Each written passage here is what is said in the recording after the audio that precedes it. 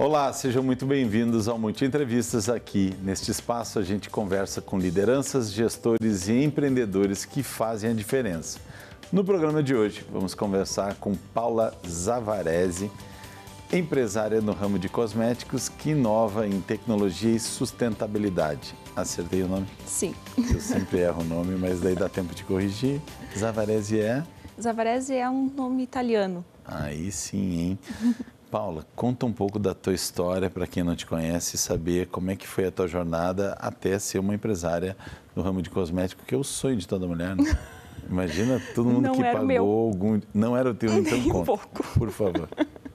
Bom, eu começo a empreender em 2016, não nesse ramo. Eu sou formada em Direito, completamente diferente. Certo. E não fui, acho que o começo é interessante eu falar. Eu não fui ensinada em casa a empreender. Tanto que quando eu decidi fazer isso foi uma grande briga. O sonho da minha mãe era que eu fosse uma concursada pública. Era algo assim que ela falava: Paula, escolha uma profissão que você só tenha que trabalhar e não tenha que se preocupar com o dinheiro. Então a gente é irmão, porque era o sonho da minha mãe. Minha mãe queria um filho médico, advogado, engenheiro e um da TV. Hoje eu estou aqui para realizar o sonho da minha mãe, basicamente.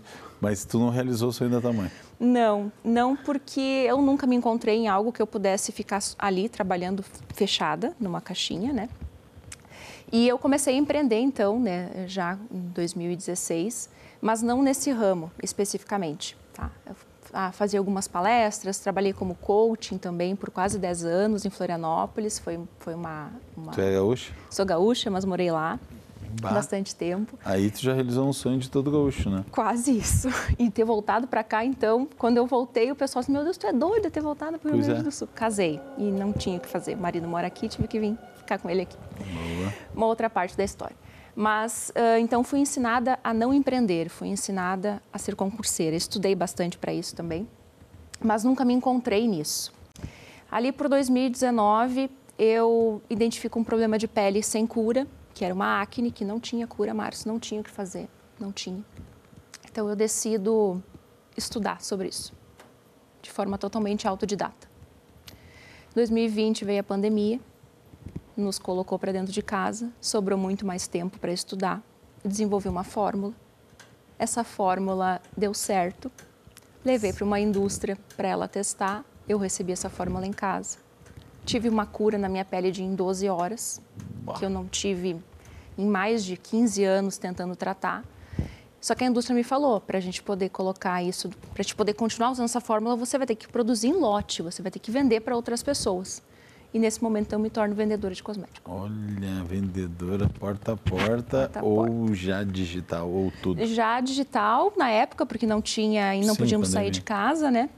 Mas a partir de uma dor minha, eu fui convencer as pessoas que esse produto era bom. Eu falo isso. Então, tu foi contar a tua história de verdade. Exatamente. Tu viveu é o que o pessoal chama muito skin the game, né? Quando tu bota a pele em risco, a pele em jogo, quando se fala em investimento financeiro ou de algum tipo de comprometimento, né? O termo em inglês viralizou para muita gente, mas no teu caso foi até pele de verdade que tu usou para testar em ti. Isso. Dizem que é em cachorro, né? Em alguns bichos, que até mudou a lei, né? Que não pode, tem que tomar alguns cuidados, os testes, mas tu resolveu testar em ti mesmo e puxou à frente. Isso. Como que isso foi aceito ou como é que está sendo hoje o teu negócio? Foi muito bem aceito, porque eu percebi, conversando com outras mulheres com 30 anos, que esse é um problema de acne que não era só meu. Porque foi plantado na nossa cabeça que acne é algo que dá na adolescência e que deveria passar quando a gente entra na fase adulta, as mulheres que sofrem com isso, né? E isso não acontece com muitas. Então, quando eu comecei a falar, não, esse produto me ajudou, resolve minha pele, gente. Eu tô uma mulher de 35 anos aqui na frente de vocês hoje, eu não tô com maquiagem, eu só uso o que eu criei e eu não tenho mais acne. Então, isso funcionou em mim. E aí eu comecei a perceber, então, que isso também era um problema de um grande grupo e aí a gente começa a falar, então, de escala. E é nesse momento, então, que a minha empresa se torna uma startup, porque o que eu crio é inovador, existe uma tecnologia ali, a gente trabalha com nanotecnologia, são fórmulas que são ativos nanotecnológicos, e aí a gente então começa a falar no modelo de negócio inovador que é a startup. Pois é, e onde que ela incubou ou onde é que foi a tua base da startup?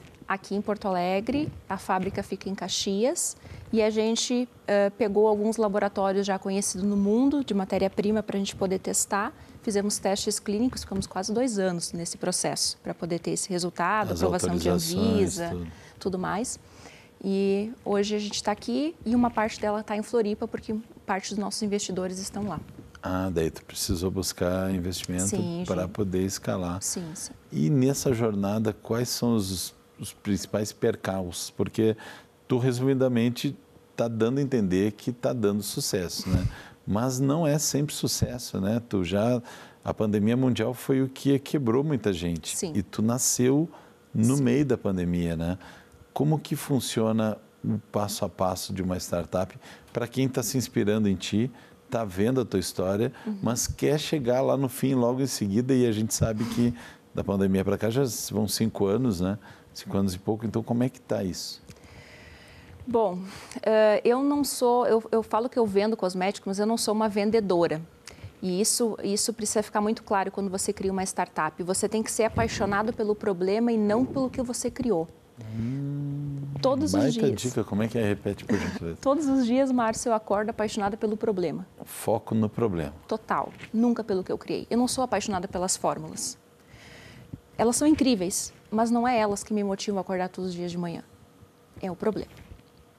E é esse problema, com uma paixão tão grande dentro de mim, que faz eu aparecer na televisão para conversar com você, na frente de um investidor, para mostrar que ainda esse problema existe. Eu estou há 5 anos no mercado, batendo nessa tecla, e esse problema ainda existe. Paula, são fórmulas, a maioria dos cosméticos que você pegar, Márcio, os ativos, os ingredientes estão ali. Eu vou dizer assim, acho que é fácil até copiar, sabe? É fácil você pegar o que está escrito ali, fazer algo parecido. Só que faz 5 anos que eu estou no mercado e ninguém fez. Porque ninguém é apaixonado pelo problema. As pessoas estão muito focadas na solução.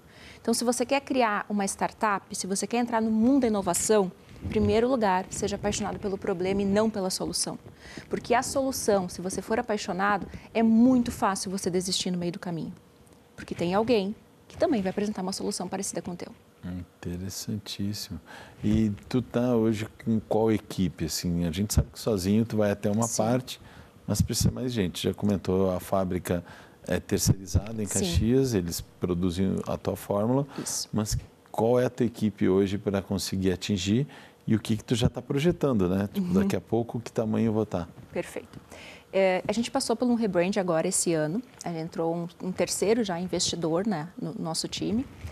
E a gente está com uma equipe da Venture Builder, que é aqui o segundo investidor que entrou, que são mais ou menos 17 pessoas junto com a gente. A gente tem mais a equipe da fábrica, que são mais 12 pessoas, e mais eu que encabeço tudo e organizo toda essa galera aí para fazer o negócio girar.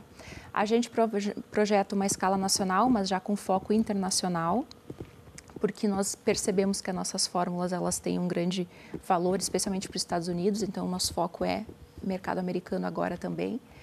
A startup, ela nasce para ser vendida, não é algo que eu vou querer ficar trabalhando muito tempo. Então, isso também, quando você cria um negócio inovador, mas você tem que ter uma coisa na cabeça. Ou eu vou ir para o IPO, ou eu vou vender o meu negócio. A gente não pode ser apegado ao negócio, não é para criar aquele negócio só para nós, né? Então, eu também tenho, já desapeguei, já entendi que isso também vai ser vendido muito em breve, é uma projeção aí para a gente vender em no máximo 7 anos. Interessante. Eu participei acompanhei, na verdade, né, e volta e meia intervi na primeira startup do Rio Grande do Sul.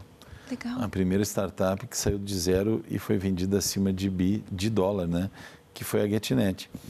Hoje, todos que passaram por lá continuam amigos, outros estão em outros negócios e eu continuo atendendo eles, alguns se aposentaram e tal. Mas desde lá em Campo Bom, onde ela startou numa Kombi, e uma jornada inacreditável, ela teve altos e baixos incríveis, já tive a oportunidade de entrevistar alguns executivos da época, e é impressionante como muitas vezes os principais desafios não foi divulgado, né? Foi aquela coisa, era uma decisão que tinha que tomar em cima de um problema, porque tendo investidor tudo é mais fácil, né? Um South Summit que casualmente é o José Renato Hope, que é o que puxa o South Summit da For All, foi o executivo da GetNet, foi o principal CEO durante todo o período. E volta e meia, quando a gente conversava, ele falava, Márcio, acho que só Deus para nos ajudar agora nesse momento, porque a gente está ainda mais mexendo com tecnologia, né? Sim. E aí teve uma vez que eu fui fantasiado, assim, para fazer algumas convenções, foi em Angra, teve em São Paulo, teve aqui no Vila Ventura, e todos os momentos que eu tive a oportunidade de contribuir, sempre eram momentos muito simbólicos, né? Até chegar a hora da venda, né? Que tu já está 7 anos se preparando para isso. Para quem não é do ramo é estranho, né? Porque vem de uma empresa às vezes familiar, que ficou do filho para o neto, para os bisnetos, e ela é, né, aquela coisa da sucessão familiar é muito forte. Outros quebraram, tiveram que vender porque não tiveram escolha. Mas na tua metodologia e de muita boa parte das startups, isso é consolidado, né? Isso não dá na faculdade, tu não teve isso no... Onde que tu está te aperfeiçoando? Fiz muitas acelerações, 12. Acelerei em 12 empresas diferentes para poder entender e sair dessa... Primeiro para sair da mentalidade do concurso, depois sair da mentalidade do negócio tradicional, sair do foco do lucro, porque é isso que nos ensinam, né? Se tu vai abrir um negócio, tem que focar no lucro. Na startup, não, você foca em escala. Eu acho que a gente vai ter que entrar mais a fundo nesse assunto, porque ele é tão complexo e interessante que vai precisar de um bloco só para isso. Já voltamos, o Multi Entrevista faz um breve intervalo, não saia daí.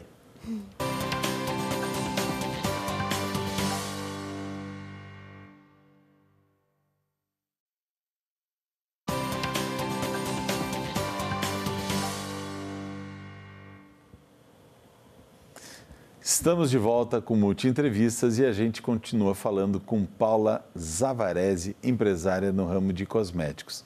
Então, no bloco anterior, a gente falou a questão do foco no lucro versus foco na escala. Explica melhor para quem não está acostumado como é que foca na escala e como é que tu te organiza toda a estrutura para que isso seja atingido. Perfeito.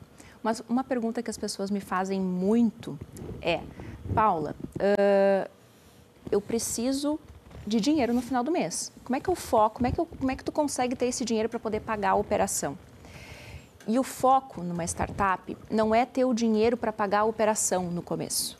O foco numa startup é você saber o quanto que ela é escalável. Então, como que eu hoje sou uma empresa de cosméticos, startup escalável, e não sou uma empresa de cosméticos normal, como tem várias por aí? Porque o meu produto, ele pode chegar em o máximo possível de lugares. Então, o que é a escala? É você conseguir abraçar um mercado muito maior do que uma loja de porta física que você abre ali no centro, por exemplo, ou dentro de um shopping. Então, a tua mentalidade é essa. O que eu quero? Eu quero um negócio, eu quero abrir uma loja física, eu quero ter uma clínica que é algo pontual. Isso não é escalável, não tem como ser inovador. Então, o teu foco realmente vai ser o lucro, você vai ter que focar em pagar a tua operação. O meu foco não. Meu foco é eu estar conversando com o Márcio aqui, eu vender em Porto Alegre, mas eu também vender na Espanha. Tudo ao mesmo tempo. Isso é escala. Então, o nosso foco é a gente abraçar o maior número possível de mercados. Nunca foi pensando no lucro no começo. O lucro é um resultado para quando a gente fala de um negócio inovador. Escala. E quem tu te inspirou? Quais são os modelos ou tu foi aprendendo e fazendo? Teve algum apoio de Sebrae, Senac, alguma instituição formal? Ou como é que tu te virou nesse caminho? O começo foi muito solitário, hiperfoco total. Quando eu falo hiperfoco, acho que é algo legal falar isso, né? Porque as pessoas pensam, ah, meu Deus, mas ela faz isso, fez isso. Como é que se cria uma fórmula sozinha, sem ter estudado, sem ser uma química, por exemplo? Com 23 anos, eu fui diagnosticada com autismo. Na época, síndrome de Asperger, não se falava de autismo, agora que a síndrome de Asperger é autismo. E eu sou muito focada, então eu sou autodidata. Foi algo que me ajudou a aprender, a estudar, a aprender sozinha, enfim. E então esse começo ele foi muito solitário e eu tive que aprender sozinha. Depois eu conheci uma mulher fantástica, o nome dela é Letícia Francisco, ela é uma startupeira também aqui do Rio Grande do Sul. E ela olhou para mim e falou, Paulo, que tu tem um negócio inovador. Ela foi a primeira mulher a acreditar. E eu acredito que você precisa conversar com algumas outras pessoas. Na época, o Caldeira estava indo começando e aí não tínhamos um processo de aceleração ainda consolidado aqui no Rio Grande do Sul. Aí ela falou, olha, acho que dá para pensar numa CAT lá em Floripa. E aí foi aonde eu fui, apresentei um negócio e aí acelerei lá em Florianópolis com o pessoal da 49. E foi aí que a gente começou a criar uma robustez. Então, se falar assim, Paulo, tu te inspira só em alguém? Não, porque eu seria injusta com todas essas pessoas que me abraçaram, que olharam para mim e falaram assim, Paulo, eu realmente tenho um negócio inovador. Porque existe também uma situação no Brasil que muitos olham o negócio inovador como sendo um sistema, um software. Quando a gente fala de um produto físico, as pessoas têm um medo. Mas como é que tu escala produto físico? Pois é. Né? É diferente. Então, como é que tu consegue provar para o investidor que tu vai conseguir escalar produto físico? A minha fábrica ela tem capacidade de produção tão grande quanto marcas minhas concorrentes que estão no mundo todo. Então, assim, eu já consigo provar que eu tenho uma escala, por exemplo, né? Mas existe essa diferença, né? Então, eu tive que desbravar um mercado que era muito novo. Primeiro, de ser mulher. Segundo, de ter mais de 30 anos. Não ter estudado tecnologia, não ter estudado química e ainda estar falando que o meu negócio era inovador, era um produto físico. Então, foi várias situações. Hoje isso está consolidado. Pelo menos o contrato tu sabia ler, porque o direito, nesse caso, serviu para que tu assinasse a coisa certa, né? Muito. E, Paula, quando que foi... dá vontade de desistir? Porque todo mundo que encabeça um projeto, como tu falou, que focou no lucro, é fácil de abandonar. Sim. Mas mesmo tu já orientada, com as pessoas certas, etc., teve algum momento que tu questionou? Agora, quando meu filho nasceu. Olha aí. Quando isso aconteceu, virou uma chave que eu achei que nunca fosse virar. Se eu estava fazendo certo, sabe, de estar criando, de estar... Se era certo isso, assim. Me perguntei se isso era certo. Em nenhum momento eu tive dúvidas, mas quando ele nasceu e eu olhei para ele, e eu acho que acontece com muitas mulheres no puerpério, a gente coloca a nossa capacidade em dúvida. E eu coloquei a minha nesse momento, sabe, Márcio? Coloquei será que eu sou tudo isso mesmo? Será que eu tenho capacidade para isso? Será que eu não estou sonhando sozinha? Mesmo com toda essa gente comigo, mesmo todo esse apoio, eu me senti frágil o suficiente para falar, acho que eu não consigo. Que bacana, porque daí é um duelo interno, não tem nada a ver com o número estatístico e o cenário. É uma sensação baseada numa coisa maravilhosa que é ter um piá. Sabe que teve sentado nesse banco o prefeito de Portão que disse que o que motivou ele a ir para a vida pública foi a filha, casualmente, porque dinheiro para ele não era problema, ele já tem empresa suficiente para manter ele e a família por várias gerações, mas a cidade dele, ele queria um melhor calçamento para a filha, uma melhor segurança, iluminação, as coisas básicas de uma cidade que ele sentia que podia melhorar e com a experiência dele como empresário poderia fazer a diferença. Então a filha foi o motivo, no teu caso deu aquela dúvida, mas passou esse dilema, tu 100% focada. Exato. Teu marido está junto no processo? Ele trabalha em outra coisa? Meu marido, eu falo que ele é uma pessoa normal. Ele trabalha CLT. Para ele, isso aqui tudo... Ele trabalha numa empresa que é sucessão. Ele acha isso aqui tudo muito fora para ele. Tudo muito fora. Nem alcança muito a história. Só confia. Tipo, amor, vem comigo ou sai da frente, né? Assim. Mais ou menos isso. E é doido, porque quem está mais do teu lado normalmente é aquela pessoa que ou dá muito a favor ou muito contra, né? E aí é mais um dilema, além do filho, a administrar o marido. Quem que tu já orientou agora que tu virou, entre aspas, um case, né? Que, entre aspas, porque tu ainda está acontecendo, né? Sim. Não é um case fechado. Não. Quem que já te procurou e quem que tu já ajudou? Eu faço parte hoje de um conselho de um grupo Ladies in Tech. Não sei se você já conhece, já ouviu falar. Vale muito a pena conversar com Ladies in Tech. É um instituto de mulheres da tecnologia. Hoje somos mais de 350 mulheres. Nasceu aqui em Porto Alegre. É muito bacana. São duas fundadoras, a Aline e a Marcélia. A Marcélia, inclusive, mora na Alemanha. E eu já orientei várias mulheres que estão ali dentro. Seja numa conversa, numa mensagem, seja numa dúvida pontual ou até mesmo em um processo. Então, a gente se ajuda muito nesse grupo. Bacana. E ele se encontra presencial, virtual? Presencial e online. Tem custo? Como que é? Não tem custo ainda. tá? Então vale a pena entrar, guris. E é só de mulheres da tecnologia, fundadoras ou que estão em cargo de liderança. Ladies in Tech. Bacana. Voltando a um aspecto que tu comentou ali do autismo, né, que tu fosse diagnosticada. Hoje isso está muito mais fácil de perceber. Eu tenho que dar uma palestra num 5º simpósio, não lembro o nome da entidade específica, de pais de pessoas autistas no interior. Como eles empreenderem na maneira rural mesmo e conseguir tocar a vida, né? O que tu recomenda para pessoas que são pais, como teus pais foram contigo? Tem algum cuidado especial?